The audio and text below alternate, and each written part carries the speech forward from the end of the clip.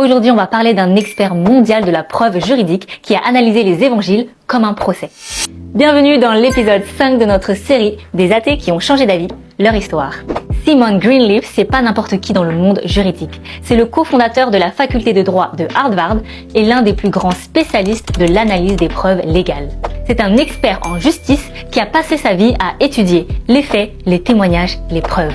Et pendant une bonne partie de sa vie, il était convaincu que le récit de la résurrection de Jésus n'était qu'un mythe religieux, une belle histoire, mais sans fondement historique. Et un jour, des étudiants chrétiens lui lancent un défi. Et si vous appliquiez vos propres règles juridiques, celles que vous enseignez à Harvard, pour évaluer la crédibilité des témoignages des évangiles? Et là, le défi est lancé. Greenleaf était persuadé qu'il prouverait en quelques pages que les évangiles étaient invraisemblables. Il applique alors ses compétences juridiques pour examiner les témoignages des évangiles.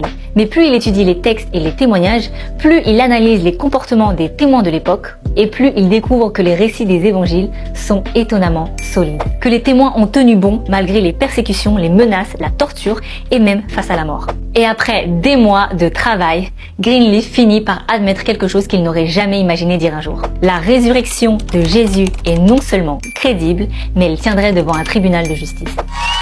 Et oui, selon lui, les preuves en faveur de la résurrection sont suffisamment solides pour être considérées comme vraies, même selon les standards du droit moderne.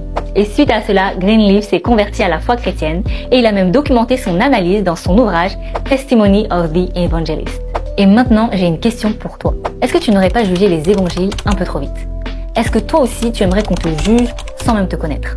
Parce que l'un des plus grands juristes de l'histoire a lui aussi jugé les évangiles et il les a déclarés comme vrais.